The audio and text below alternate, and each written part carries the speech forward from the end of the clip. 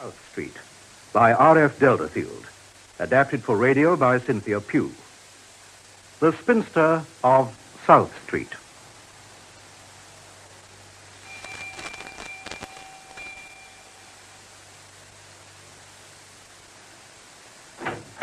Yes, madam? Ah, Temperance. Is my niece asleep? Oh, no, Mrs. Smith. Dr. Sutherland's in there reading a booklet to her. What sort of booklet?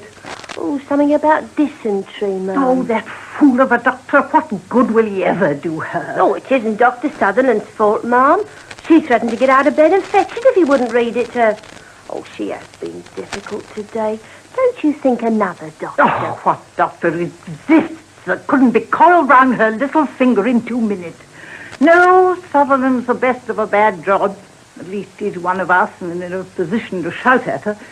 Take that tray away. Yes, and then help me to tidy the room. It isn't fit to receive cannibals, let alone cabinet ministers. Yes, ma'am.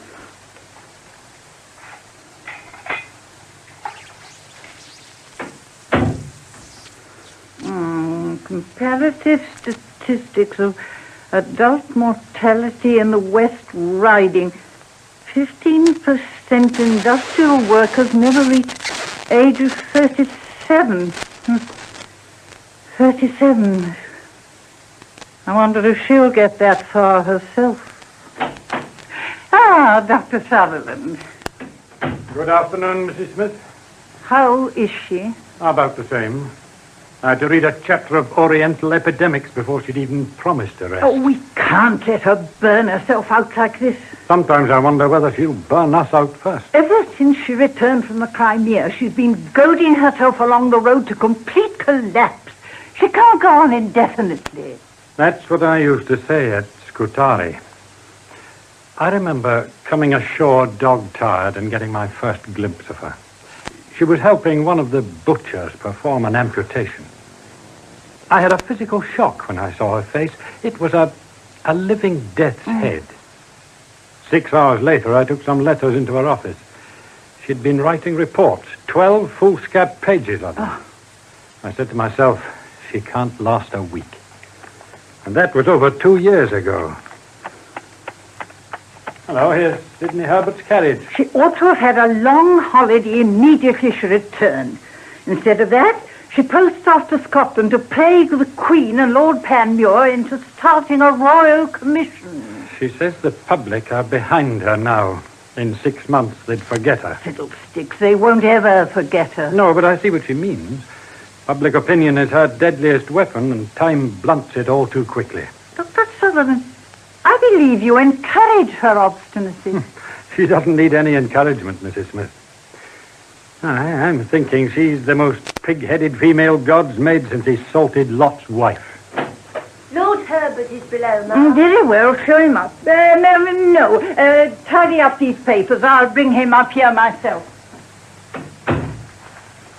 Oh, here, Temperance, you've dropped one. Oh, what is it? Ground plan of proposed military hospital at Netley. Interested in hospitals, Temperance?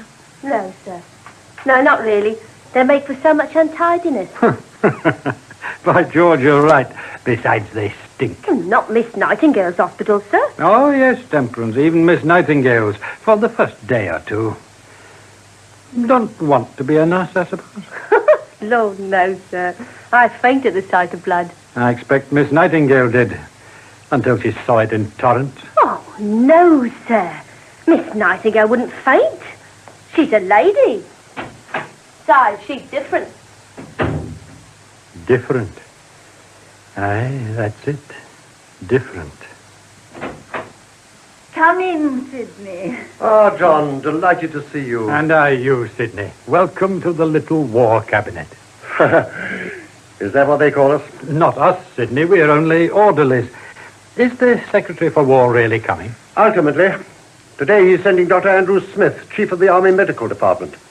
Smith is to discuss the agenda for next week's committee meeting. How does she do it? A woman, not even married, a permanent invalid, apparently dying. Yet she makes the most pig-headed old buffers in British politics dance attendance on her. I hope they know Florence won't be present at the preliminary discussion. But surely there's no point in the meeting if Florence doesn't attend. I think there is. We'll get far more out of the Army Medical Department if they know there's a door between her and the conference. And what's a door to the Lady General? Tell me, Sidney, you knew her as a girl. Was she quite such a dragon then? Bless you, no. The power was there, the intensity. But they did something to her out there, John. She came back from Scutari tempered.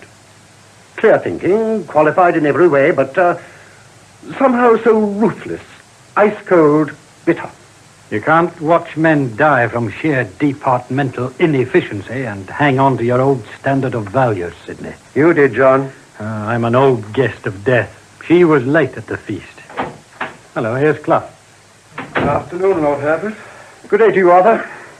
You look tired. I am tired. Dog tired. I didn't get to bed until 3 a.m. and I was up at 6:30 getting ready for today. What kept you up that late? She did. Couldn't sleep herself and didn't see why he should. Write any verses these days, Arthur? Never. You ought to scoop a hole in the day somewhere. You'll be getting rusty. I am rusty, Lord Herbert. When I try and write, I creak. The first lines seem good, and then it tails off into mere jingle. Come now, Arthur, that's nonsense. Why, even Flo admits you're a fine poet. He might have been if she hadn't laid hands on him. If you work with her, you gallop at her pace, not your own. She's in that room now, making a statistical table on the causes of death among the native populations of Bombay and Madras. You oughtn't to let her work now, John. You try and stop her. Use your authority. Put her under some sort of restraint. Restraint? The only thing that would restrain her is a straitjacket. And even then she'd begin investigating the sanitary conditions of asylums. But if she were to die... Don't say that. We should all be back at the starting point in 24 hours. She knows that better than any of us, but try and drive it home to her.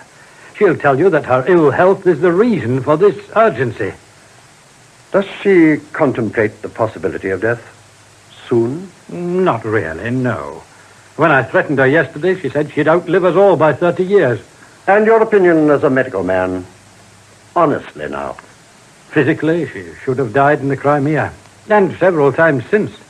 But she seems to live on nervous energy, and there are no limits to her reserves. Sometimes I think she'll pass away in her sleep. Other times I think she isn't ill at all. Not ill? Come now, John. Not ill at all, just masquerading in order to get more privacy. She doesn't only use her own vitality. She draws on others, Lord Herbert. Why, bless you, Arthur, she isn't a vampire. Not a vampire? Then why do I come out of that room of hers feeling as though I'd given a pint of blood and a year of my life at each session? How is it that I can't write about anything except septic tanks and sewers and death rates and plague since I first surrendered? What's happened to my conception of art, beauty, and literature?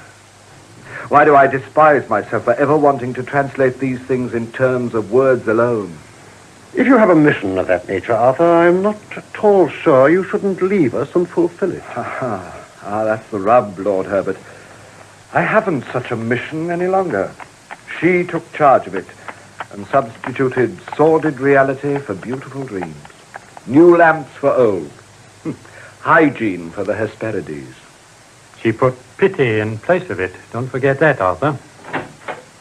There's a carriage outside now. Temperance. It'll be Dr. Smith. Did you call me, Ma'am? Show the gentleman upstairs. Leave his cloak in the lobby. Yeah, very good, Ma'am.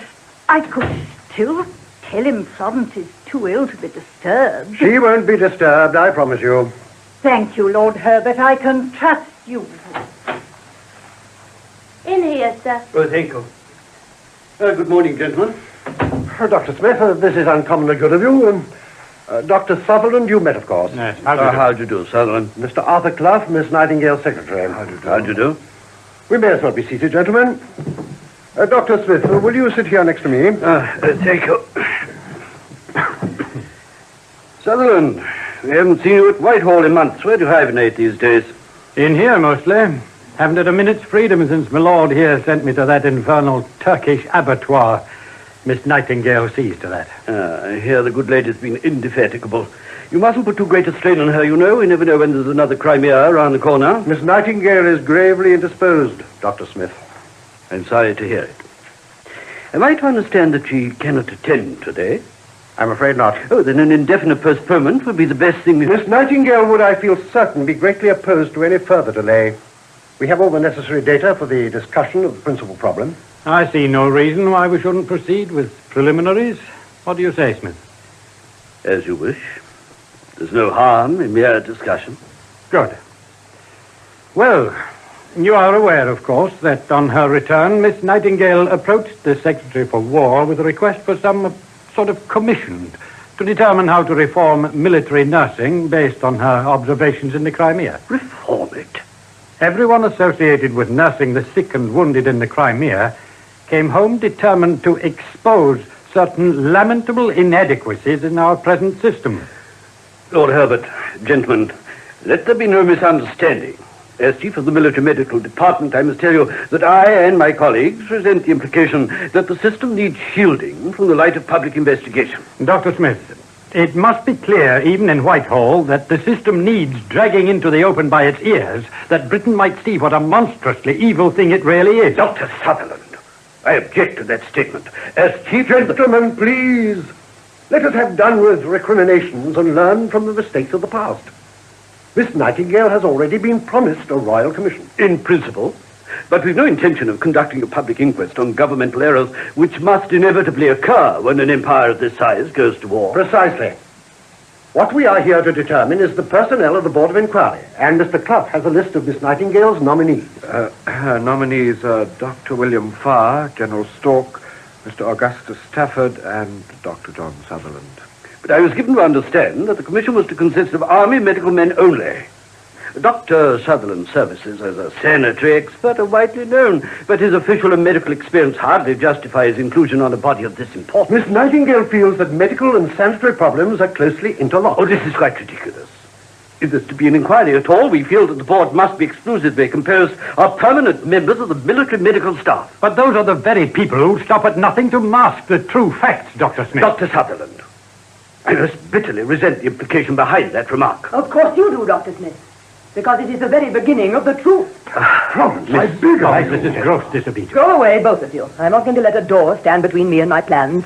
Whatever Miss Nightingale may say to the contrary, it must be obvious that she's in no condition to discuss these projects. Later, perhaps... Later, always later. That's what they said in Scutari when I asked for necessities. All in good time, Miss Nightingale. But men didn't die in good time. They died all the time, every minute of the night and day, when a word from some stupid ape in Whitehall could have saved the lives of 80%. Do you know what I call that? Murder. And premeditated murder. Inasmuch as the officials responsible could not be such fools as to be unaware of the consequences of their folly. Perhaps we could revert to what we were discussing before Miss Nightingale came in. Nominees for the Board of Inquiry. So far, none of us is clear as regards the functions of this inquiry. I am quite clear, and have gone so far as to tabulate the remedies. Oh, come, my dear lady. You don't decide to hang a man before he's been found guilty. Frankly, Dr. Smith, I would cheerfully hang every hidebound official who stood between me and immediate reform in this matter. Florence, please. The commission will recommend the election of 4 subcommittees. 4 subcommittees? A committee to put imperial barracks in a sanitary condition. B, a committee to organize a statistical department within the Army Medical Service. C, a committee to establish an Army Medical School. And D, a committee to revise the Army Medical Department from top to bottom. I'll have no hand in this preposterous and mischievous design. You may do as you wish, Dr. Smith. But I shall remind you that I have obtained the earnest support of Her Majesty and the Prince Consort. At this stage, Florence, we must agree to compromise. There can be no compromise.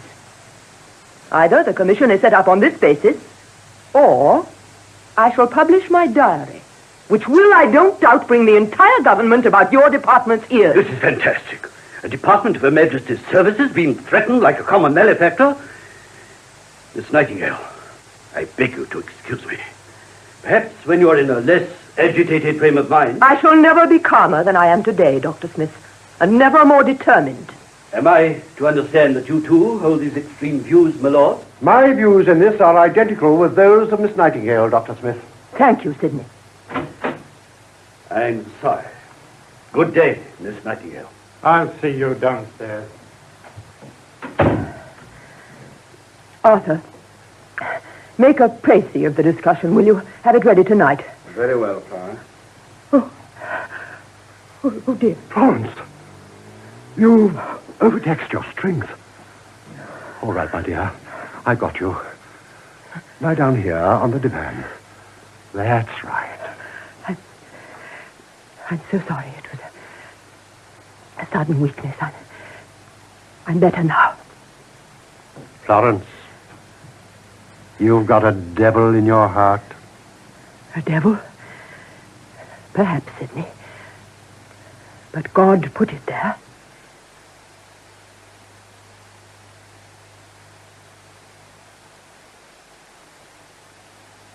Here's another report, Doctor. One we missed. What's the journal? One of the new fashion papers, the Distaff style. Oh, good heavens. Came out early last week. Look, July 1857. Go on, Aunt May, read it. Miss Nightingale did not appear in any way overawed by the majesty of the proceedings, and appeared also to be quite unconscious of the fact that she was the first member of the weaker sex, weaker indeed, to take an active part in the inquiry. This in a woman of lesser... Well, private... go on. Well, then, it gives a full description of what she wore. What she what? Wore. Clothes, you old buffer. What the devil's that got to do with it? The people who read this sort of paper will positively revel in the description. And it's an awful pity I didn't give my evidence in the kilt. What else does it say? Deportment. Aye? Her deportment was exemplary. Supremely self-possessed, she was in no way unbecoming to her sex. Speaking in well-modulated, gentle tones, which made the maximum impression on all present, she presented facts gleaned in the harrowing field of experience, and having presented them, one felt she was confident to leave her assembly to the wider judgment of the men. Have the goodness to burn that rubbish, John Sutherland. Burn it? Not I. If you don't appreciate its true value, I do. And what praise the value of a spurious piece of nonsense like that? The French have a word for it, Florence. Camouflage. Camouflage, John. Please explain. However much you may object, Florence, in the England of today, you will get further in the role of tender, submissive, inspired little woman than you can ever hope to get as an Amazon. Amazons, hoydens, if you like, are not fashionable. This is still outwardly a man's world. That's good advice, John. Thank you. Why are you holding your head like that, Arthur? It's my eyes, Florence. When employed on close work, they ache horribly. Indeed. We must get you spectacles. Hurry up with those proofs. I shall need them for Lord Herbert's inaugural committee meetings. Very well. Did you call on your mamma, Florence? No, I did not. Social calls must wait. I did, however, get all the information I required. On the infirmaries? Infirmaries? Oh, fiddlesticks. That paper's already at the printer's. Oh. When did you correct the proofs? Last night, of course. Florence, that must have occupied you 3 hours. 1 hour and 3/4. There's nothing wrong with my eyes. But I forbade you to... Here are the final plans of the military hospital Netley on Southampton Water. By George, that's splendid. Judge for yourself whether they're splendid or not. If a building is erected on that plan, it would be Scutari in Hampshire. The fools. What have they learned? Sick and convalescent rooms without any more ventilation than a dungeon, and every patient's window facing northeast. These plans are passed, and the work's in hand. What can we do now? The Prime Minister shall tell us that. You'll be lucky if you get an appointment with Pam. His government's tottering, and he's got bigger fish to fry. Sidney is bringing him here within the next half hour. Lord Palmerston coming here? Why not? But he's the Prime Minister. And if the care of the military sick is not the concern of the Prime Minister, Aunt May, I should like to know whose business it is. Very idea. Now, stop dithering, woman. Go and make yourself presentable for Pam. I'm not going to receive him. John and I will receive him. Arthur, take your work into the annex. Aunt May shall read out to you. You'll write more quickly. Very well, Florence. Good gracious, I almost forgot. There's a young woman downstairs waiting to see you. I won't see anyone without an appointment. Let her write like everyone else. She has written. You tore up her letter. She's called 11 times in 5 days. Oh, yes, I remember. A stupid notion to become a nurse. You had just such a stupid notion yourself not 100 years ago, Florence. I did, John Sutherland. But before I began to pester busy people, I trained in the profession to a certain degree of proficiency. Moreover, I prayed to God every night for guidance. Perhaps this young woman has done these things. Nonsense. I passed her in the hall. She was far too fashionably dressed to have prayed for anything but a handsome husband. Send her away, please, Aunt May. All right, I will. Poor Aunt May, you bully her unmercifully. When she needs it, she'd let any stage-struck hussy in here. Now I must pretty myself for the part, John. Ah, me. I sometimes say to myself, John Sutherland, how does it come that you submit to petticoat government half a century before your fellow countrymen? Dear John, you're a real help. You and Sidney. Aye, but I sometimes feel a bit worried over Sidney. He's looking very pale and sickly these days. Nonsense. All Englishmen with incomes over 2,000 a year have pale complexions. It's a statistical fact. I'll not argue about statistics with you, Flo. You've too big a start on a man. I'll away and help Arthur until Pam shows up. Very well, John. I'll send Temperance for you when he arrives.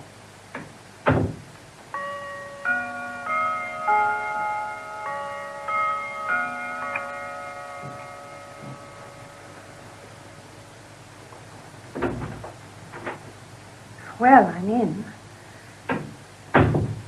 Where is she, I wonder? Oh, dear, I wish I weren't so nervous.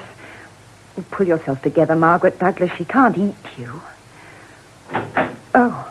How did you get in here? Who are you? Please, I beg of you, give me 2 minutes before you put me out. Come over here. No, come on. I won't eat you, child. Oh, Miss Nightingale, Yes, I know. You want to be a nurse and watch by the bedside of shattered young heroes. Oh, I can guess the reason. Your ego, diverted by some trifling incident, a tiff with Papa, a lover's quarrel perhaps, is taking an unconventional course, which happens to present itself in nursing simply because nursing is getting a good deal of sentimental publicity just now. What do the women of Britain take me for? An imperial safety valve? No. Sit down. You have a letter of recommendation, I believe. From General Stork. Here it is. Of good family, sound physique, inspired by your work in the Crimea, and so on and so on. Do you know what is expected of a nurse, young woman? I want to begin at the beginning, Miss Nightingale. You could hardly begin anywhere else. What facilities have I got for training in this Augean stables of an empire? Well, they told me you were contemplating a school of nurses at St. Thomas's Hospital. And supposing I am, how long would a woman of your milieu stand the rigors of such an exacting life? Well, General Stork led me to believe you preferred women of good family, Miss Nightingale. Yes, providing they dedicate their lives to the work in the same spirit of resolve and renunciation one expects of a nun taking final vows, and providing they have nothing in their past or present to distract their purpose. Can this be said of you? Yes, Miss Nightingale. You have no attachments, no desire for marriage, children? No, Miss Nightingale, none. None now. What of the past? It's all behind me. Aha! I was right. Miss Douglas, you have a broken heart. We cannot place confidence in broken hearts. They mend too quickly. I had plans for a marriage, but I renounced them voluntarily. There was no quarrel, no obstacle, nothing to prevent a secure and conventional alliance. I put it aside. I defied my parents, my friends, my fiancé. I did it because I knew about you. Don't imagine I can't understand, child. I was 34 before I screwed up courage to fly in the face of convention. But I did it with my eyes wide open. I studied nursing in secret for years. You would find me equally indefatigable, Miss Nightingale. Yes, the spirit is willing enough, I can see that. But there's more required of the flesh than even an enthusiast could dream. Could you empty the slops of 500 verminous men every day for 6 months? Could you distract a man's attention while a surgeon sawed through the shattered bone of his leg? These are some of the things we nurses have to do. It's no life for a weakling. If I were a weakling, I should never have got so far as this room. No, that's true. Leave your address with my secretary, Mr. Clough, on the way down. I'll write to you when to report to St. Thomas's. In the meantime, study this handbook. Know it by heart by the time we meet again. Oh, Miss Nightingale, you'll never regret it. I hope not. The rest depends on yourself. You rang, miss? Yes, Temperance. Show this young lady downstairs. Goodbye, Miss Nightingale. Goodbye. Oh, Temperance. Yes, miss? Send for the carpenters and have them fit a lock on the backstairs door. The public are beginning to mistake this room for a museum. Oh, very good, miss. Who was that? A very practical dreamer, John. I see. I came up to tell you I saw Sidney and Pam arrive. They'll be here in a moment. Do you mind if I stay? I should like a word or two with Pam alone. Give Sidney the hint. Another little plot? No, John, nothing to be ashamed of. But Sidney won't canvass. He's too proud or too timid. So I must do it for him. Besides, I can't act in front of Sidney. Aye. The Lord was having a nap when he let Sidney Herbert wed anyone but you. Dr. Sutherland, how dare you say such? Oh, excuse me, miss, but Lord Herbert is here with another gentleman. He says to tell you it's the Prime Minister. Show them in, Temperance. Lord Herbert is telling the truth. Oh, very well, miss. Never say that again, John. Never, never. Forget it. I'm an old fool.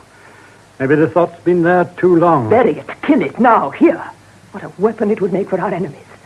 It's a fantastic notion, quite fantastic. Lord Palmerston, miss, and Lord Herbert. This is a great honor, my lord. Come, Florence, keep the poses for the unconquered. It is from me that the courtesy should come. My heartiest congratulations, my dear. I intend to kiss you. Sidney. Yes, John. She wants a word with him alone. I see. Well, I'll do what I can. That report of yours is the finest thing of its kind we've ever had. Yes, it's a fine report, my lord. It is indeed. I suppose you know you sent all the army doctors into hiding, young lady. I did hear it whispered that some of them were suffering from gout, my lord. Is that what they call it? I must remember the malady when my government is forced out of office. Seriously, though, Florence, your commissioner stirred a hornet's nest in Whitehall. Why, even the clerks are plucking up sufficient courage to ask for a new quill when there's at least a week's wear left in the old one. And now, I believe, you intend taking a holiday. That, my lord, depends on you. On me? Herbert, old fellow, will you explain? Florence will do her own explaining, my lord.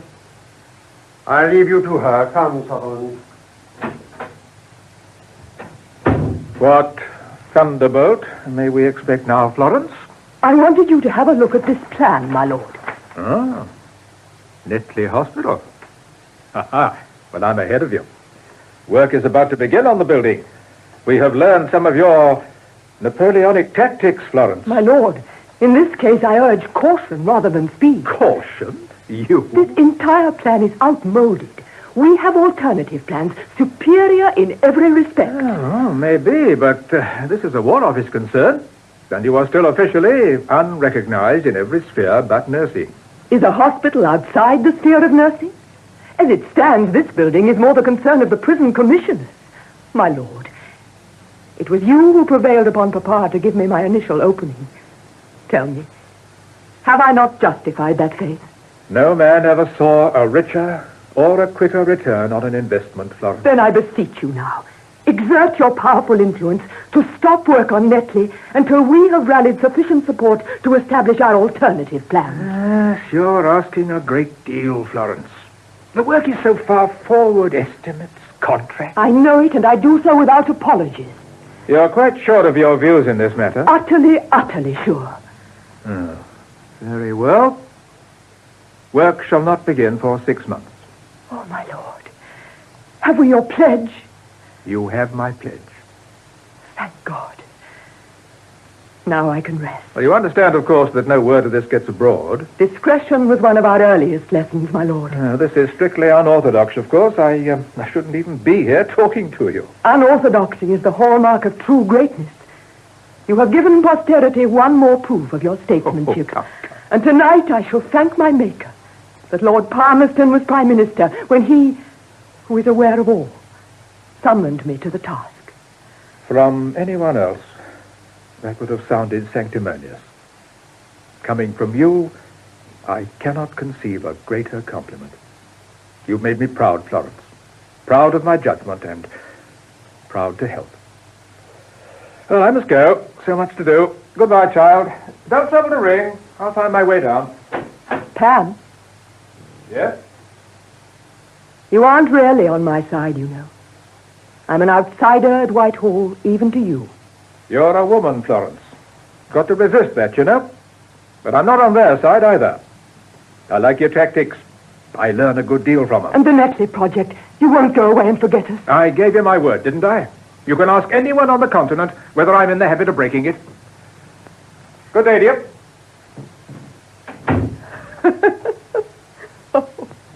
Dear Pam. Oh, there you are, Sidney. Well, I played him and landed him. We have 6 months' grace. Well, show a little pleasure. Congratulate me.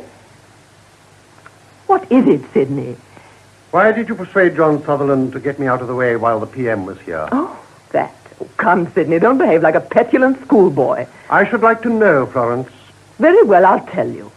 It was because Pam's a big collie who goes through the hoops much better if he thinks he's the only dog in the ring. Sometimes I think you would get more done on your own. Sidney, this is ridiculous. Don't you see? Pam's business here was strictly unofficial. He could never have been won over in the presence of another public figure. You know my methods. I can't always approve of your methods, Florence. Because they are not in keeping with the accepted codes of behavior for a gently born woman, I suppose. No, not just that. Because backstairs politics have a habit of recoiling unexpectedly. It's sometimes better to work in the open. At least you know what you're up against. Come out into the open yourself, Sidney Herbert. This is a smokescreen to cover wounded vanity. No. Then why this carping? I hate to see you playing charades with a man. It isn't worthy of you, Flo. Why don't you go on being yourself like you were with the medical board? That was fire, spirit, nobility. So much better than the donning of these successive masks for one-man audiences. They are part of the play, Sidney. Believe me, I know what I'm about. I have to pretend to let men take the reins. Sutherland understands and approves. To John Sutherland, you're a brilliant commander-in-chief. To me, you're a woman, Florence. You see so much more than the others. To be truthful, that's why I saw Pam alone. I can't act when you're watching the play. I see. Don't change, will you, Sidney? I'll always be the woman of our partnership, Florence. What does it matter? We both know we shall arrive with a roll of drums that will echo around the world. Believe it, Sidney. We are the vanguard of progress, order, real civilization. And God's purpose is working through us. Dear Flo, why did God surround you by such little people?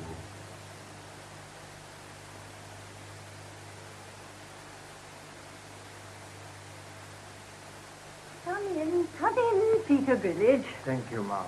Just wait here for a moment and I'll see if Miss Nightingale's in the annex. I can't imagine where that fuzzy Temperance has gone. She should have shown you up. Temperance? The little maid with the pearl teeth? Here? Yes, Temperance, the little maid with the... Peter Grillage, you rascal. And Temperance. God bless her soul, I'm beginning to understand. No wonder she left me to answer the door. Temperance and a foreigner. Huh. Just wait until Miss Nightingale hears about this. She'll pearly teeth the pair of you, I can assure you. Temperance! Temperance! Hester, I'll be back in a moment, Miss Florence. Did you call Mrs. Smith, Mom? She's not in. No, but I am. Oh, my little Temperance. How dare you kiss me? How dare you? Miss Party, she send me. She say, Peter tell Miss Florence I buy at shop. I know I see you if I come, so I report it all the way. Oh, Temperance. Peter, you mustn't kiss me. Well, not here anyway. Look, Miss Florence is in there dressing. Then we whisper. Oh, no, we don't. Now, listen, Peter. I mustn't stay here. Look, if Miss Florence caught me with you, I'd get dismissed. And I a shame into the bargain. Now, bigger boy, you stay here. I'll tell Miss Florence you've got a message from her sister. No. Peter not see his Temperance. Want to 3 months. Oh, I can see you later. Any time. You come back? Yes, I promise. Another kiss. Then I'll let you go for a little time. Oh, very well. Hurry up, then. What is this? Oh, Miss Florence, Temperance, come back here at once.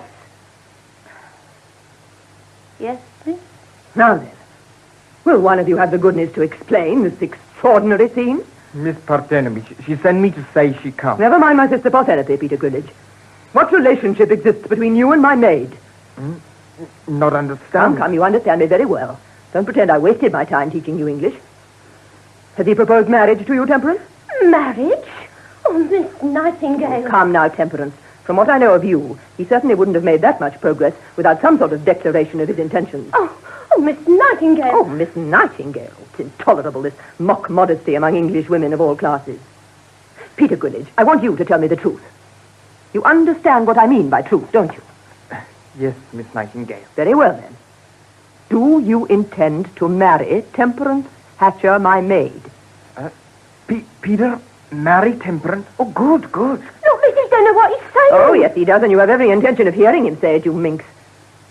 When did this attachment first manifest itself, and why wasn't I informed immediately? Oh, well, Miss Nightingale, it was when you went down to Embley Park in the autumn. First he wanted to learn how to speak properly. I felt sorry for him, being a stranger here and sort of tongue-tied. So I said I'd teach him, and I did try. I was foolish, I know, because he wouldn't listen to any of the proper polite talk. He kept making advances. I did try and restrain him, miss, but when I made him understand that you didn't go about it like that over here and he ought to be open and honourable about it, he wanted to marry me there and then and tell you everything, seeing as how you'd adopted him and was mother and father to him. What, so to speak, miss? That was very proper of him. Thank you, Peter. Tell me, Temperance, what prevented you from following such excellent advice? Oh, I didn't dare, miss. You coquette, of course you'd have dared, but you enjoyed keeping the poor boy on tenterhooks. Peter, you shall marry her at once. I will arrange everything. But I haven't even thought it over, miss. Very well, think it over while Peter and I make the necessary arrangements. Now, where shall the ceremony be performed? Here or at Embley? At Embley, miss. It's not a pretty church. Very well. I'm glad about this, very glad. You'll make him a good wife, and he seems to be much in need of one. Peter, did you understand that? Miss Nightingale says we can be married soon. Oh, Miss, I kiss your hand. No, Peter, save your kisses for the bride. Oh, God bless you, Mum. Come on, Peter. Oh, sorry, Ma'am, monsieur. Oh, one moment, you two. Let them go, Aunt May. They're made for one another. She'll make an Englishman of him in less than 12 months. Then you knew about it? I just arranged it, dear. They're going to be married at Embley. Married? When? How should I know? Can't they make their own plans? They'd be the first that ever did in this household. I can't bear untidy lives. That's why I'm approving of Parthenope's marriage when she calls here this afternoon. Parthenope to be married as well. Dear heaven, whatever next? When? To whom and why wasn't I told? Aunt May, don't be tiresome. Parthenope hasn't told me yet. Then how in the world did you ferret it out? I didn't ferret it out. Her fiancé told me himself before he proposed to her. It's Sir Harry Gurney. Harry? Did he come here groveling for your permission? Of course he didn't. Formal permission was Papa's province, not mine. Then how do you know your sister accepted him? Well, of course she accepted him. She's older than I, and Sir Harry Gurney is a man of some eminence, and greatly attached to my cause. Ah, I see, your cause. What other recommendations does he possess? He's a widower and middle-aged, but I see no reason why the match should not be quietly successful. Parthenope's carriage is here now, Aunt May. Be so good as to show her up. Temperance is in no condition to receive. Oh, why can't we lead normal lives? Why did I ever get entangled in this bedroom? Lord Herbert sent this letter round by runner from Westminster. It's urgent. Don't go, Arthur. Bad news? There's no answer. Get hold of Sutherland. Lord Herbert should be here himself soon. We meet in this room in 15 minutes. Very well, sir. Here's your sister. Hello, darling. Parthenope, my dear. You two will have lots to talk about. I'll get tea. No, Aunt May, very distressing. I'd set this afternoon aside for you, Parthie, but we've got an emergency cabinet meeting. But, Flo, it seems like years. Take tea with Aunt May, dear. Oh. I can only give you 10 minutes now. Oh, you look radiant, Parthie. Leave us, Aunt May, just for a few moments. I'll get tea then. I've a secret, Flo. I wanted a long talk. It's a big secret. Tell me. I'm to be married to Sir Harry Verney. I'm very happy for you, dear. But you aren't surprised. You ought to be. You're the very first after Papa to know. I know Sir Harry, Parthie, and I've a pair of sharp eyes. He's a very worthy man, and you'll make him a very happy one. Oh, dear. I suppose a thing like this seems trifling enough to you. You're so deeply immersed in much bigger things. There isn't any bigger thing than two people before God dedicating their lives to one another, Parthie. You don't mean that, Flo? I do mean it. What can be bigger or more natural or more hopeful than the final choice of a lifelong companion? Someone with whom to share the disappointments and battles that lie in store for all of us. What do those obstacles matter if they face two instead of one right to the very end? And you two weren't thrust at one another like so many women in our position. You found one another. That's as it should be, Parthie. The things you wanted were always so very different, Flo. Were they? Yes, you've never changed. With you it was always work, purpose, power. But I didn't want any of those things. Just a nice husband. Well, Flo, you went out and found your work. But a woman like me can't ask a man to marry her. Most of the women in our class do, in a nice way, of course. I can tell you now, Flo. I never could before. Well, Parthie? I was very jealous of you in the old days. Jealous of me, oh, Parthie. I was a wretched little thing in the old days. No, you were very beautiful, Flo. And all the men clustered round you at Papa's parties on the continent. I remember. Most of the clusterers were bearded philosophers who hummed and hawed over my oddities and went away mumbling weighty conclusions. Not all, Flo. There were young men, handsome young men. I'm perfectly satisfied with my road. I haven't any regrets. Of course not. Of course you haven't, Flo, darling. There it is. Tea for three. A nice, strong pot. I said not in here, Aunt May. Oh. You know I've a cabinet meeting. Parthie, I beg you to excuse me. I'm at a crisis in my fortunes. All right. We'll have it in my room, then. You mustn't mind her, Parthie, dear. She's not well. Oh, I beg your pardon. Oh, come in, Doctor, come in. Parthie and I are about to be shown out. This way, Parthenope, dear. Oh, very well, but I must say I think it's a shame. Sidney's here. I met him in the hall. Arthur Clough's coming up, too. Oh, here they are. Hello, Florence, my dear. Sidney, your message arrived 10 minutes since. Are you absolutely sure? Certain. Had it from Palmerston himself in the lobby. Work began again on Netley Hospital a week ago. Our alternative plans weren't even looked at. But I had his word of honor. This is a monstrous thing. I expect he had other things to think about. How can you find excuses for him when he gave his solemn word? He isn't altogether to blame. The army medical nabobs played every trick in the pack. And Pam's position in the House is getting weaker every day. His government won't last a month. Then there might be a chance with a champion in the new cabinet. Florence, face the facts. We've lost the battle of Netley Hospital. It's over. Too late even for a rearguard action. But there are other battles of equal importance we can still win. So long as we don't squander ammunition on a lost cause. Aye, that's sound sense you're talking, Sidney. You're right, Sidney. But they shall never do this to me again. Never. You understand what this means? New tactics, new weapons, any weapons. You've never been too scrupulous in your use of weapons, Flo. But I've always had to use them at long range. From now on, it's point blank. The War Office is going to be reformed from top to bottom, a clean sweep. No more ambushes, no more pleading. Palmerston's government is falling. Good, let it fall. You shall be new Secretary for War, Sidney. And with you in the cabinet, we can't lose. That's the spirit, Florence. One moment. There's something else I learned this afternoon. The Army Medical Chief, Dr. Andrew Smith, is retiring shortly on reaching the age limit. Good. He was always sniping at us. Do you know who succeeds him in the position? Yes. Yes, I do, John. Well, who is it? You made his acquaintance in the Crimea. Sir John Hall, KCB. John Hall, the new chief of the Army Medical Department. That stupid, blundering, hidebound ox. Aye, that's bad. Bad. He can do us untold harm. He can, if he is ever appointed. He's next in seniority. It's a moral certainty. Never, never. You might remind the public of your old interpretation of his title. I recall you writing home and saying his KCB stood for Knight of the Crimean Burial Grounds. Ah, we might do some energetic canvassing for our own candidate.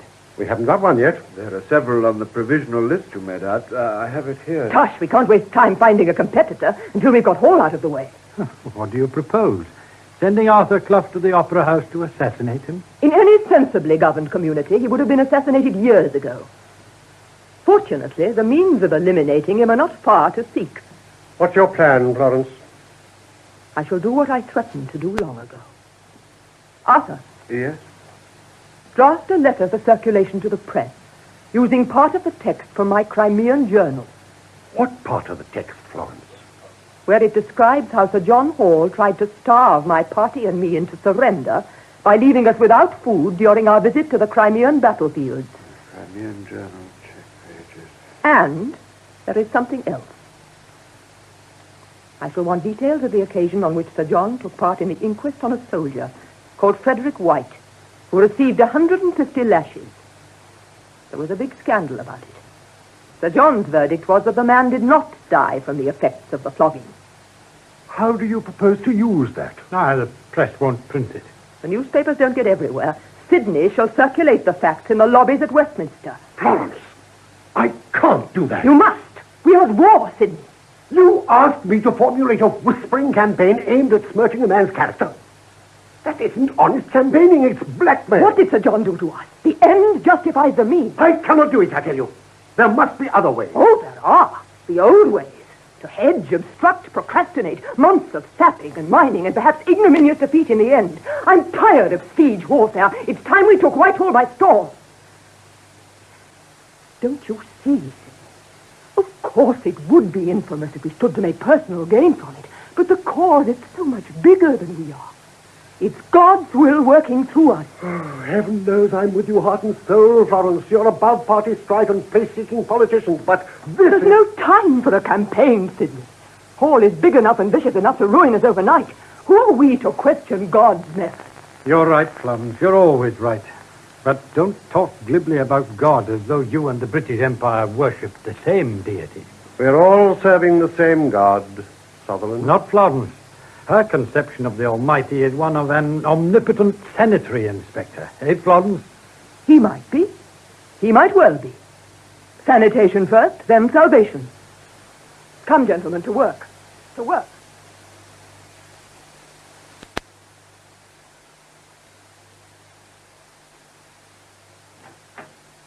Thank you, Temperance. You might let Miss Florence know I'm here. Oh, I understand I have to congratulate you, my dear. Oh, thank you, sir. And the wedding went off lovely. Good. Miss Nightingale even had it put in the papers. Look. Protégé of Miss Florence Nightingale wed. Echo of the Crimean campaign. Well, Temperance. Imagine you a married woman, married by the grace of God and Miss Nightingale. Oh, sir. Well, you'll be leaving us now, I suppose. Oh, no, sir.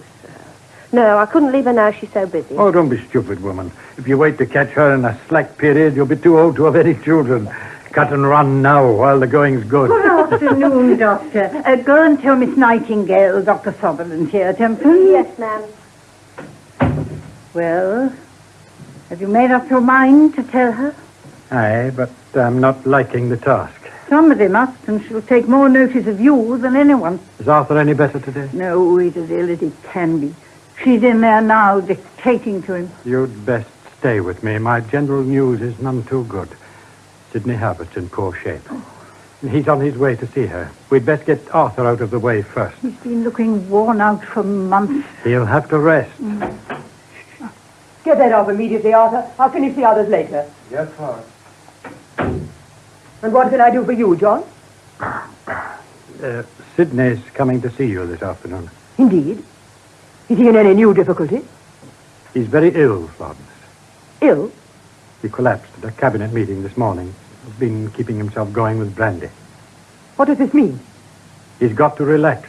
Relax? Now? He's no choice, Florence. Rubbish. This talk of relaxing.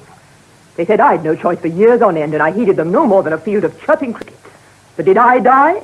You have enormous stores of nervous energy, and you feed on fanaticism. Sidney isn't a fanatic, just an ordinary individual subject to intolerable strain. Has he asked you to plead for him? No, he has not. He'd never tell you the truth. He's far too game. If you let yourself realize how difficult it was for a gentle creature like Sidney... Difficult? Great heavens, Dr. Sutherland. How dare you talk to me of difficulty? Of course it's difficult to coerce men like Ben Hawes, the permanent secretary, and the whole crowd of jacks in office down there in Whitehall. But Sidney is giving away too easily.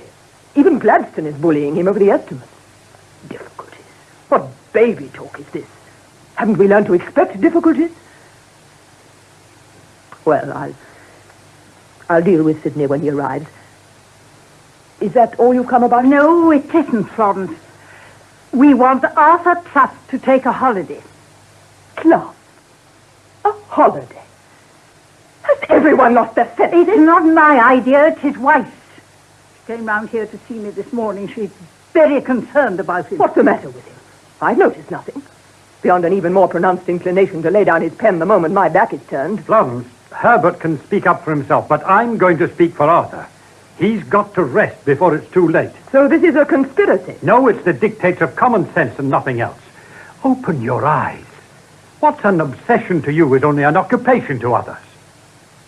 You call what we are doing an occupation. The reform of the entire War Office and the establishment of imperial medical and nursing services an occupation. We shall only lose ground if we kill off our front-rank fighters. That's what's happening to Herbert and Clough in front of our eyes. Listen to me, John Sutherland. I gave Arthur Clough the only useful job of his life. What was he when he came to me? A mooning poet, wrestling with his soul and making himself thoroughly miserable into the bargain. What Arthur Clough does with his soul is nobody's business but his own. His wife is concerned with his bodily health. Why didn't she come to me? I'm her cousin. You aren't exactly renowned for hospitality to your family, Florence. Very well. Kindly ask Arthur to step in here, Dr. Sutherland. That won't help, Florence. Do as I say. Arthur, come in here a moment, old chap. Here we are, assailed left and right by every greybeard in petticoats down at that pestilential War Office. The whole structure of our reforms in the balance. And this is the time he wants to go gadding about in holiday garb. Ah, there you are, Arthur. They tell me you want a holiday. Well, Mrs. Clough has suggested I need a change, Florence. She's done more than that. She's been round here intriguing behind my back. I won't have you say that, Florence. She spoke to me in confidence, and it was no part of my plan to make a scene about it. You whispered it to one another. You both confined in Sutherland here. What else can you call such backstairs methods? Oh, this is intolerable. Please, I beg of you not to quarrel on my account. Hold your tongue, Arthur. Florence, I insist that you apologize to me and give Arthur at least 2 months' leave of absence. Later. I could go later. Later might be too late. My advice as a medical man is to go now, at once. But Florence may not wish me Oh, to... don't make me responsible. Go, by all means, if you feel your health is in danger. I'm no longer in charge here, it seems. But Florence... Oh, very well, then. I'll go and pack my things. I'm ashamed of you, Florence. That was cruel, callous, and most uncalled for. Yes, Herbert. Do we have to have an encore? I should appreciate it if you left me to see Sidney alone. It'll give you more room to ply the lash. You think I can afford to expend a champion like Sidney? We should be lost at Westminster without him. We've got to face facts. He's nearer collapse than Arthur Clough. Then we must compromise. John, I beg of you, leave him to me. Sidney will die of shame if we stand round here discussing his health in front of him. That's true enough. Though why a man should be ashamed of collapsing through overwork, I don't know. I'll leave you to him, Flo. But remember, the warning light's showing. Lord Herbert, miss. Come and sit down, Sidney. Here. Thank you, Florence. They told me you weren't well. Sorry, Flo. I'm letting you down badly, I'm afraid. You've never let me down yet, Sidney. I'm having to fight. All day, every day. Ben Hawes and his minions are at me like a pack of whippets.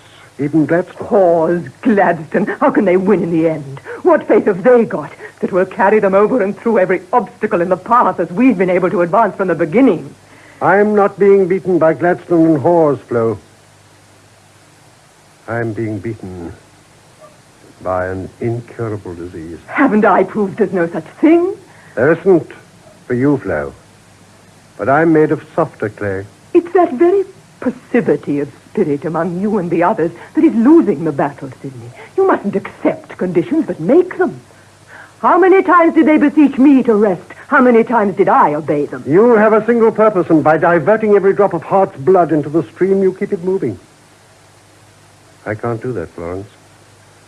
I've other demands upon such pitiful reserves as I possess. Then you admit it. Throw every ounce of your strength into the fight, and you could ride out the storm. But no, you don't do that. You fritter away your energy on other seductions. Seduction? Bless you, Flo. Would you call the simple demands of wife and home a seduction? Is the effort required to travel to and from the War Office a frivolous expenditure of energy? If these things impede us, they are. If our campaigns are to be pushed into the background. How can you say that, Flo, after all these weary years? You talk as though you regret them. You make me regret them when you humiliate me like that. Humiliate you? Sidney, no, never. I see your difficulty. You don't. You can't see anything but the whirlwind you ride upon. Oh, you'll get there all right. You people always do. But some of us can't stand the pace, and when we fall out, we're weak enough to expect a kind word, not a sneer. Sidney, please, this is preposterous. You talk as though you were dying. I am, Florence. But you can't. Not now. Oh, God, not when we've nearly won. I said you'd get there just the same. And you will, without me. I shan't, Sidney. I'm a woman. No matter how hard I work, how cleverly I scheme, I can't take your place. There's no one else, no one. You'll soon find someone, but in the meantime, we'll go on much as we have. I said I was going to die. I didn't say retire. You mean you'll carry on? Just for the final lap? I can't continue as Secretary for War. It isn't fair to the country. It's not even fair to you. I shall have to exchange the Commons for the Lords. But how? In the House of Lords, I could keep my eye on the essentials, and I should be aware of everything said and done regarding us. Well? It's better than nothing. A good deal better, I suppose. And God can't be so blind as to let us be beaten now. I pray not. Oh, I beg your pardon. I thought... Come in, Clough, old fellow. Arthur's come to say goodbye, Sidney. He's going on a holiday. It's only to the Isle of Wight, Florence. I won't be long, I swear it. Don't apologize, Arthur. Get really well before she hammers on the fetters again. I hope your own health improves, my lord. It must, Arthur. It must. Well, goodbye, then. For the present. That's what you all think of it, don't you? Our work and its demands. Fetters. Why, bless you, of course we do, Florence. But many a slave loves his chains. That fellow they found in the Bastille. He wept to go back, remember? We're just the same. There's no freedom for us now. We shouldn't know what to do with it anyway. Oh, run along home for a day or two. You know, Florence, When I think of you and all of us working here, driven by you, a verse of Blake's runs through my head. It's his Jerusalem. Bring me my bow of burning gold. Bring me my arrows of desire. Bring me my spear, O clouds unfold. Bring me my chariot of fire. Yes. Blake had faith. He might have been writing of you. John Sutherland's your spear, still sound. Clough is your bow, and the string's getting slack. I'm your sword, going to sleep in your hand. No, Sidney. But you'll always drive your own chariot of fire right up to the throne of grace, and my word blow. What a flourish of trumpets they'll blow for you. Let the work drive out bodily weakness, Sidney. Fight one more fight. The best and the last. Aye, Lady-in-Chief. The last, Florence. The best. And the last.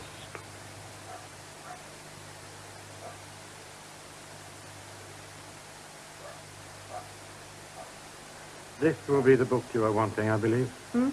Oh, yes. Thank you. Don't go, John. What is it then, Florence? I did you a great wrong. I'm sorry, John. I'm deeply sorry. I don't know to what you refer, woman. Oh, yes, you do. They asked you to join the Sanitary Commission to the Mediterranean. And I quite made up my mind you had accepted. Nonsense. I hadn't the faintest intention of going. But you wanted to and didn't because you wouldn't leave me. It was very generous of you, John. Look, will you stop worrying your poor headpiece over things that don't happen and leave me to make my own decisions? Is it any wonder I misjudge people? Sidney out of action. Clough convalescing the Lord knows where. On May on the point of leaving. Don't you see, John? We're practically alone. And down there in Whitehall and Westminster, they're chipping away at our structures and we can't do a thing to stop them. How long will Sidney be in Belgium? Depends on his progress. 4, 5 months, perhaps. 5 months, they can work havoc in that time. Let Whitehall hang fire. The spade work's done. There's other spheres where there's no opposition. The Indian Medical Commission, Infirmary Reform, the St. Thomas's Nurses' School. 101 of them. Mark time on these. They're just as important. Come, I'll lend a hand. What's this card? A dossier. Nobody touches those but myself. Put it down. Just a moment. Trainee report. April. Conduct satisfactory. Application to study 93%. May. Conduct satisfactory. Application to study 87%. June. Conduct satisfactory. 4 evenings out. Late reporting back on one occasion. Bless my soul, it reads like a secret police report. That's exactly what it is. Do you keep a day-to-day record of this young woman's movements? Not that young woman particularly. I keep a record of all of them. Great heavens. I should be a fool to accept their examination results at face value, wouldn't I?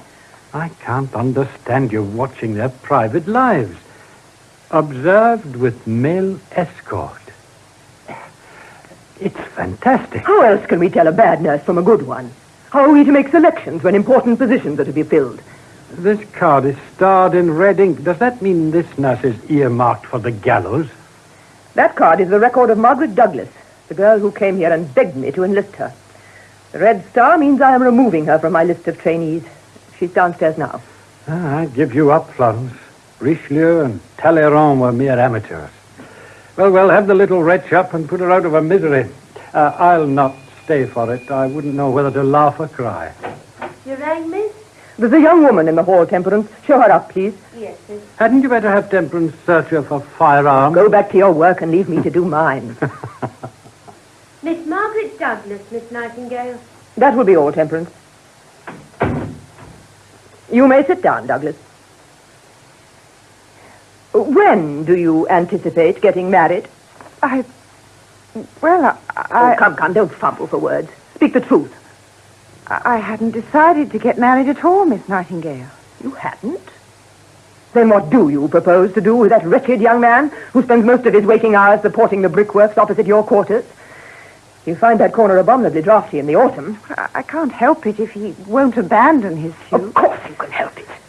A man wouldn't show that much importunity unless he was quite confident of eventual triumph. Oh, Miss Nightingale, I told you when I was here before that I hadn't any attachment. You most certainly did. It didn't take long to uncover that falsehood, did it? It wasn't a falsehood. Edwin, this young man, had informed me he was sailing for India the day I called on you. Do you think I can afford to waste my time engaging and disengaging nurses on their amatory rebounds? But he didn't go. It wasn't my fault. I didn't even know he was still here. You knew on the 23rd of May last. On that day he called at the training school for you. That was 3 months ago, unless my calendar lies. But my work... Since that day, your standard of work has steadily declined. Look at this. 93% good, 87% fair, 72% poor, 67% a downright waste of time. Miss Douglas, my advice to you is to marry this misser of Indian steam packets.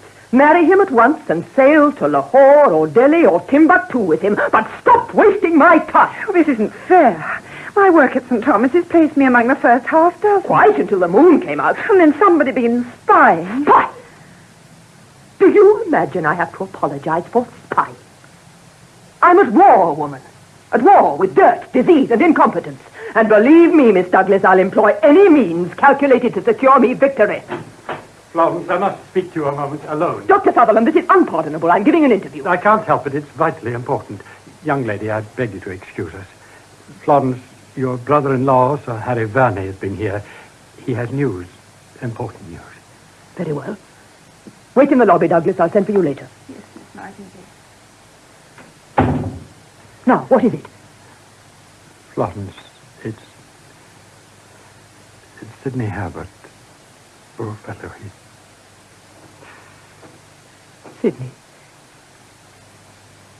No. Not dead.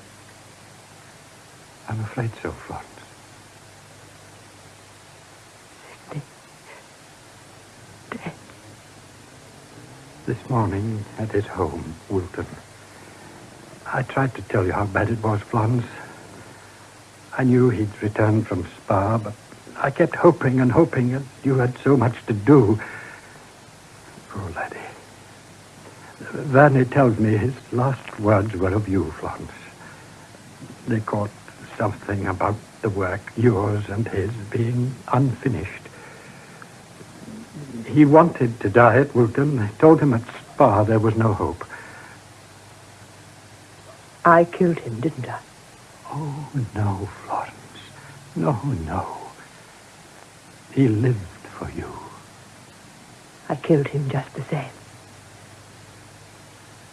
He wouldn't have gone on fighting another day if I hadn't driven him. Rest wouldn't have saved him, Florence. His disease was incurable, and he knew it. He was such a gallant, gentle creature. And they hunted him like a stag. But it was I who drove him back into the chase. Over and over again. When he came here and told me, John, it all seemed quite unimportant, as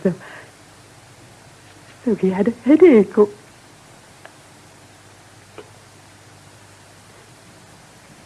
This is God's punishment. And it's all that I can bear. Stop accusing yourself, Florence. What's done is done. The laddie's gone to his rest. You didn't really know how ill he was. But you tried to... I told you, but you couldn't hear me. You put the work first, and you did right to put it first. What's one life to the thousands you've had a hand in saving? John? Yes? I can't go on any longer. What fool's talk is this? Sidney would never believe it of you. I can't, I tell you. What has this struggle done to me? It's made me a tyrant who drives my dearest friends out of the house and the dearest of all to his death. Well, it can't go on. God doesn't believe in us anymore. That's a blasphemy. It's God driving us, and if some of us fall out, that's God's will as well. The shadow of death is on this room, John, and I've been touched by it. I shall retire to St. Thomas's Hospital and give up the struggle. You do no such thing, woman. You purge yourself of this whining guilt and go up against Whitehall and Westminster with all guns firing. If we retreat now, we freeze the work of Herbert's committees. We'll use Sidney's death as a rallying cry, and by the living God, we'll do the same. Rouse up, woman. There's champions aplenty in the House and the opposition. There's Harry Verney, there's Galton, there's Clough. Clough is going to die, John, just like Sidney. I can feel it. Heaven, you've wrestled death and thrown him time and again. Now you talk as though you were about to make common cause with him. Perhaps I am. What of it? Who is there to regret, and why should anyone mourn a murderess? Florence. That nurse, John. Nurse Douglas. We must get her back. I dismissed her. She'll kill herself because of me. That woman, Temperance. The woman in the lobby. Bring her here at once. At once. But I can't, miss. She's gone. All right, Temperance. That's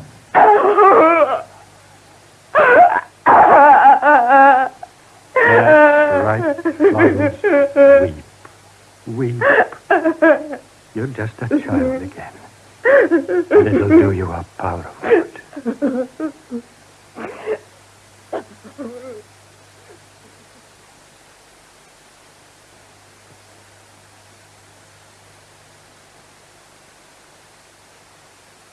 Have you read this nonsense, John? What's the matter now? According to this particular periodical, I've been dead almost a week. That paper was published 10 days ago, and Sir Harry Verney has already written demanding an apology. I don't give two straws about the rubbish they've written here. It's the correspondence the report has occasioned. The week before last, I was supposed to be dying, and a quack here offers to cure me of spinal paralysis in 10 days. He ought to be in my shoes for an hour or two. I don't find anything at all amusing in the fact that the entire country is swarming with charlatans of this type. I shall write a strong letter to the medical council. You're getting old and feeble. 20 years ago, you'd have had the man burned at the stake. Are you ready for your interview? Who is there to be seen? A matron from India. She says she's got some interesting reports, but won't give her name. Then she won't get an audience. Who else? Deputation from the Committee of the League for the Establishment and Extension of Women's Rights. Ring the bell. I won't keep them very long. Oh. Establishment and Extension of Women's Rights. Little did thee. Good God. What extraordinary clothes. I imagine that's what's called a bloomer suit. Huh? Our appointment was for 2:00. It is now nearly 3, sir. Here is our card. Miss Bellum and Miss Croot, representing the committee Thank you, Dr. Sutherland. Be seated, please. Thank you. Thank you. You wrote for an interview on the 21st of last month. We wrote 4 times in all, Miss Nightingale. Your movement is quite unconnected with nursing? Oh, quite unconnected, Miss Nightingale. Then why were you so anxious to see me?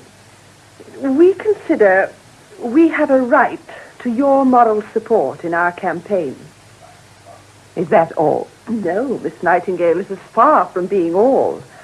We realize you're a busy woman, one of Britain's few busy women, if one excludes the millions of drudges condemned to devote their entire life to the slavish service of the opposite sex. But we felt also that you represented an ideal of womanhood as it might well be practiced in every civilized country, that you have been, and still are, a living example of what a woman can do if given the opportunity. Any woman. Any woman, Miss Nightingale. Many of the committee felt that you were hostile to our cause, Miss Nightingale, but I couldn't believe it. I've read and heard too much about you, and I volunteered to come and see you and ascertain once and for all whether it is true that... Well? Whether it is true that you didn't agree to women having equal rights. How do you propose to win those rights? By ceaseless this agitation, Miss Nightingale, the same way as you won yours. That is less than a half-truth, young woman. Agitation, certainly I agitated, but first I did something practical. I served in the Crimea. That is known all over the world, Miss Nightingale. There is no Crimea today, but we are fighting to establish the right of entry into other spheres beyond nursing. And to that end, we must advertise ourselves and gain popular support. If you would grace our petition with your signature, Miss Nightingale. Petition? Do you think you can conquer an ageless tradition with a scrap of paper? Magna Carta was a scrap of paper, Miss Nightingale. Signed at the sword point, backed by force.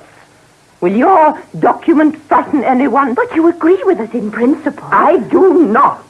You violate every principle I ever cherished. It was never part of my policy to wrest the helm from the hands of the men. If women had controlled the cabinet when I instituted my earliest reforms, I should have failed on every count. Failed miserably and ignominiously. Miss Nightingale, I feel... No. You cannot turn yourselves inside out. The men like to flatter themselves that they are superior in intellect, that they are the lords of creation, and if it pleases them, let them hold on to that belief. It keeps them quiet, and we can get what we want by the exercise of the arts nature gave us for the purpose. Some of us, Miss Nightingale, are too proud to employ those subtleties. And some of us would sooner fail than employ them. Young woman, in those hideous garments, you would employ them in vain on all but the blind and the mentally deficient. Oh, come, Clara, we are wasting our time. They call you a great woman. Oh, what fools. How could a great woman say a spiteful thing like that? Now, come, Clara, we don't agree. Let us leave it at No, that. let her hear the truth. I'm not afraid of her. Do you think I enjoy wearing these masculine clothes? Do you think I don't like pretty things like any other woman? My child, control yourself. Don't you? Can't you see this is a challenge? Clara, please. You don't really belong to us at all, not anymore. I shall never believe in anything again. Never. She's young. The young feel things. They've so much to learn. Good afternoon, Miss Nightingale. They've left their precious petition. That was a pretty scene, to be sure. I couldn't help overhearing. You shouldn't excite yourself over these trifles. Why see these people at all if they upset you? They don't all upset me, John. But I am tired now. I should like to sleep a while. Aye, you do that, Florence. I'll draw the curtains. Thank you, John. No more visitors. Go home. Aye, presently.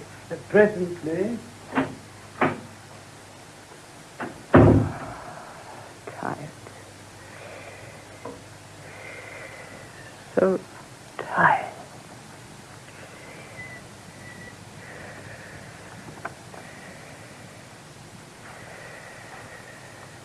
Florence. Sidney? Yes, Florence. Why have you come again today? Because you needed me, Florence. You're angry with me, Sidney. No. Disappointed, then. You must be, or you wouldn't have come. I said I'd come when you called. I always have, Florence. I didn't call, Sidney. I ought to have long since, but I didn't. It was wrong of me. You did call, Florence, without even knowing it. Only you can bring me here. You know that. Sidney, that young woman, I was cruel and spiteful. There's no real harm done, Florence. Not as long as you know it. But it must have hurt you, Sidney. I'm always hurting you. No, Florence. You only hurt your image of me. That's all I am, you know. Nothing real. You're very real to me, Sidney. I'm glad. That makes me very proud. Oh, Cynthia, how can you be proud of me? A stupid, arrogant, obstinate old woman. You must despise me for all my bad judgments and mistakes. I feel so wretched. You mustn't. That's why I came. You can't help making a few bad judgments in all you attempt. You'll go on making them. Bless you. How many did we make once upon a time? Don't mind the mistakes. It isn't those that make you wretched. It's Tell me. You must learn just to yield a little, an inch here, an inch there. Aim for your old standards, but don't hit so hard when others fall short of them. Keep adjusting your perspectives, Flo. Nobody can do that better than you if you'll only let yourself. Give. Give slowly, gracefully, and graft your policy onto the new world. It's such a different world from ours, Flo, and can't be forced into the iron hoop you sometimes try and use.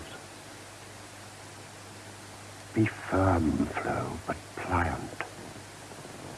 Keep your splendid mind alert and open to new things. Not all of them are greedy and disruptive. Above all, be kind, Flo. Kind to the young and eager. Laugh at their enthusiasm and intolerance, but love them secretly for having these qualities. Remember always that it was these things you built upon. And please God, are still building. And is that all? That's all, Flo. Nothing else matters. Nothing at all. Are you going now, Sidney? Yes, Florence, I must. Why don't you always stay by me? I could do so much more. That cannot be, my dear. I belong to the past. You are the present and the future. But I'm never far away, you know. It'll be all right, Sidney. I swear it. I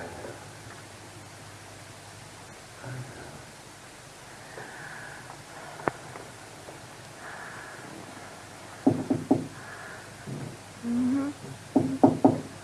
Oh, come in.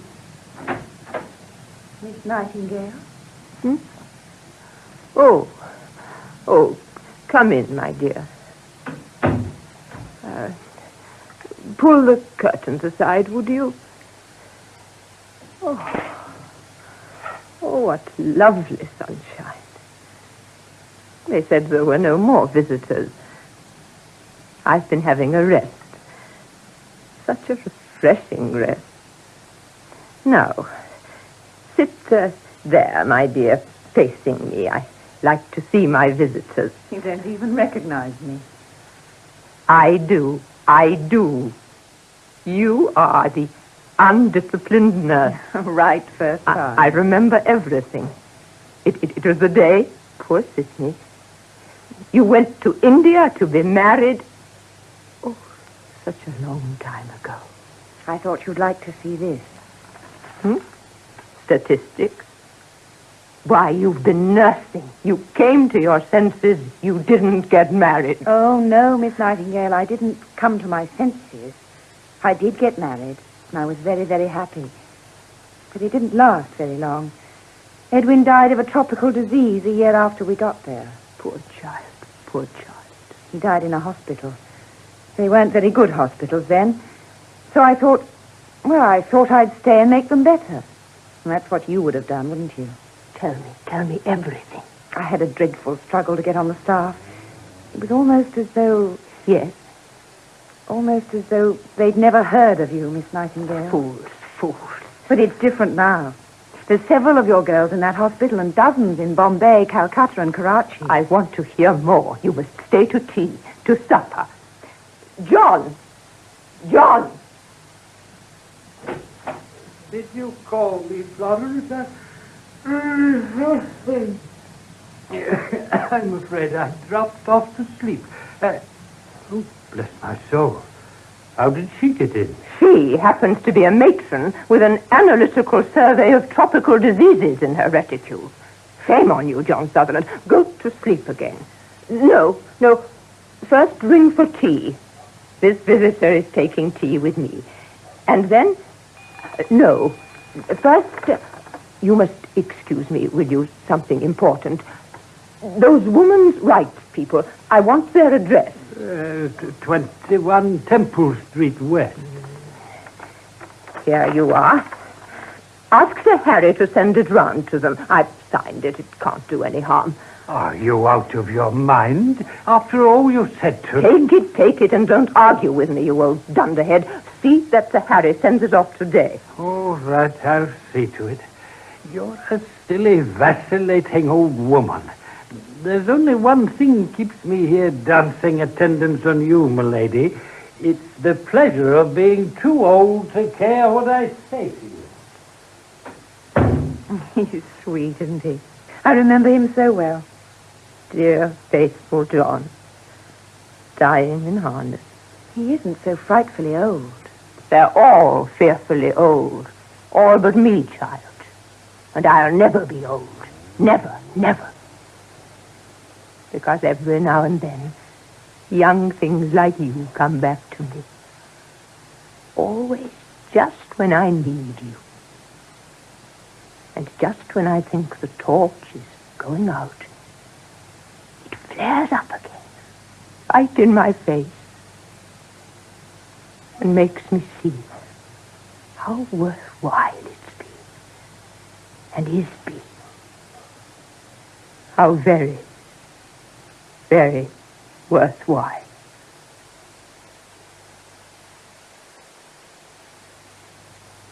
In The Spinster of South Street, by R.F. Delderfield, adapted for radio by Cynthia Pughe, the part of Florence Nightingale was played by Rachel Gurney, Lord Herbert by Austin Trevor, and Dr. Sutherland by Duncan McIntyre. The rest of the cast was as follows: Aunt May, Hester Paton Brown; Arthur Clough, Michael Spice; Temperance, Elizabeth Morgan; Lord Palmerston, Norman Claridge; Parthenope Nightingale, Margaret Ward; Margaret Douglas, Polly Murch; Dr. Smith, James Thomason; Peter Grillage, John Gray; Miss Croot, Barbara Mitchell; Miss Bellum, Sheila Grant. The play, which was recorded, was produced by Betty Davis.